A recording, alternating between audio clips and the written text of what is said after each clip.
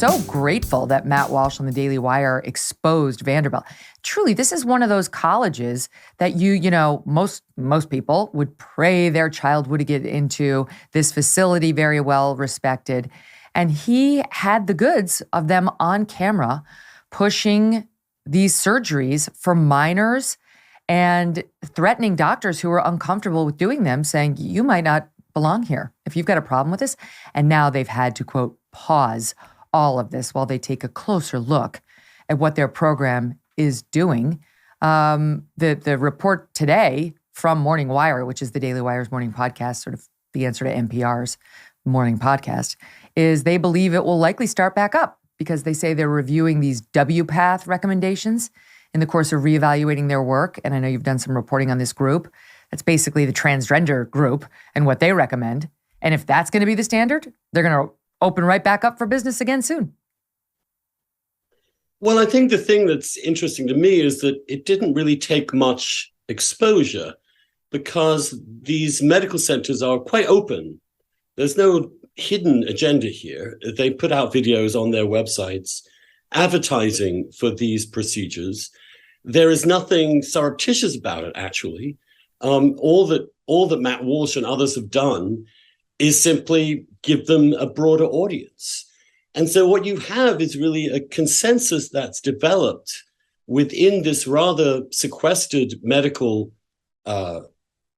culture, which has led to the normalization of the idea that children, even prepubescent children, can and should be put on a drug that's called Lupron or puberty blockers, and then go on to cross-sex hormones and also have mastectomies, breast removal in their early teens, or even, of course, in fact, at some point, castration. Now, for me, the question is, how did it get to the point where this was regarded as completely banal? Why, of course, this is just care for children. And I think it's partly because the medical world was not public or very open about the policies it was pursuing. People were not quite aware that this was going on to the extent that it has been. And so people are naturally a little shocked. But the truth is, this therapy, which was developed in the late 90s in the Netherlands, which is the idea that you block children's puberty when they feel discomfort around puberty, and then you wait a little bit, and then you give them cross-sex hormones to become the other sex, was really an experimental regimen. There are no long-term clinical trials of puberty blockers on children, none that have been shown to look at the long-term effects of these drugs on people. There are very few good studies that even show that there's even slight improvement in kids' mental health who are trans if they go through these procedures. So I think what's happening is we're finally actually having a public debate about this. Like, is this the right thing to do for children, for a certain type of children? Is it not? And when you look at the data, and there have been serious reviews of this data now, of this particular new protocol, both in Britain, in Sweden, in the Netherlands, and other parts of Europe, they are fast coming to the conclusion this might have been a bit over the top, that they may have been rushing children into decisions that they weren't actually in a position meaningfully to take, that in fact, there is not good evidence behind this procedure, that sometimes helping kids who do have what's called gender dysphoria grapple with it psychologically first, maybe even socially, before you take these irreversible steps to change a kid's life forever. I mean, if you are blocked, if your puberty is blocked, you will have long-term impact on your brain development and your bone development. If you are put on cross-sex hormones early, you will have to be on those cross-sex hormones for the rest of your life, decades and decades of treatment. And the question really is, as more and more of this has become public, is, do we really think that children, even before they have gone through puberty, are genuinely capable of making these kinds of drastic decisions? And Goodness, of and course have not. we made mistakes? Have we Of course. given these protocols to the wrong kids? And it seems to me that pausing is the least we can do, and examine much more closely what these procedures are doing, whether there's really good evidence that they're working. Instead, what you've had is this shutdown of any speech, this view that anyone criticizing this, people like me who've long been an advocate for trans rights, who is concerned about children, is a different question. Mm-hmm. That's right. I mean, what adults want to do, I have absolutely no objection to. People want to change their sex or their sexual appearance, and they want to become a member of the opposite sex. I am fully in favor, tolerant of that. But when it comes to children, we have to have a higher standard. Yeah. Oh my gosh. Well said. I saw you recently tweeted out numbers on this, that there had been 56 genital surgeries among patients ages 13 to 17 with a prior gender dysphoria diagnosis from 2019 to 2021. I think that was domestically. And pointing out not many, not a huge number, but more than any activist group has admitted. 56 genital surgeries among patients 13 to 17 over the past few years. And that's horrifying. That's on minors. As Abigail Shrier's book calls it, irreversible damage can happen just with hormones, never mind surgeries.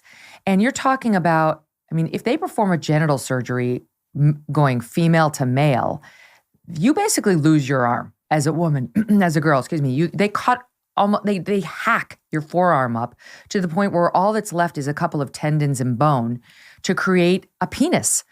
And even if you're short of that and you just do cross-gender hormones as a girl going to boy, Abigail pointed out on our show 2 years ago, you can basically grow, forgive me, this is graphic, but you can basically grow a small penis as a woman out of the clitoris, one that no one would find visually appealing, that will not work the way a normal penis works, that would probably be horrific to most people. And it's like something out of a horror film. None of this is understood by these girls being told, yeah, you're a boy. And by the way, gender dysphoria traditionally only affected males, people who were identified as male and thought, no, I think I'm actually a woman, not the other way around. So all of this is alarming. And I think I saw you tweeting out about a person online named Casey Miller, who's been documenting their regrets about transitioning. This is somebody who was born female, who thought that she wanted to transition to male, and has made the following. I'm just going to read Casey's tweets, saying, if the current system is misdiagnosing people at all, nevertheless, at its current rate, it's broken. Generally speaking, when else has a model of care been allowed to misdiagnose people as frequently as, quote, gender-affirming care does? She goes on, I don't hold it against the medical professionals personally. I believe they were acting in good faith, but they missed quite a few red flags, she's talking about in her case, that would have indicated that more was at play than just simple gender dysphoria. We followed medical advice. It didn't fix much of anything. I continued to struggle. I continued to be suicidal, albeit for different reasons. And that was my reality. That is my reality. Here's Casey Miller online in a video showing what 5 years of cross-gender hormones from female to male has done to Casey. When I talk about being too far gone, I don't really know what else to call it. This is what I mean. This is how deep my voice is. It's gotten deeper over time, and it's settled. This is what I mean by hair loss. And it just keeps getting worse. It keeps thinning. It keeps receding backwards. And I'm not exactly sure that's coming back. Those are the main things when I talk about being androgenized to a point of no return. I really don't see those being fixable. I don't really see me personally being able to come back from what's happened so far. So this is what happens when you give a woman testosterone. This is for 5 years. This is what happens, essentially. So, that's it. Stay safe. Poor Casey. The system failed this person? I've met and talked to many kids, young adults grappling with some of this. And the truth is that when you think of drugs, you tend to think of something that comes into your body and leaves it, does some purpose or other. But switching core hormones is not like a drug. It is reprogramming your entire body to regenerate itself in a different mode. And obviously, that will have profound effects that are not reversible. Like your deep voice as a woman, if you want to go back to being a woman, you will never get a higher voice again. I would say one of the things that most concerns me, and this has been admitted in some of the workshops that we also have videos of, again, this is not secret actually, is that if you take a little boy before puberty and you invert his little baby penis inside out so that the glands becomes the clitoris, you can ensure that he never grows up to have a real adult penis.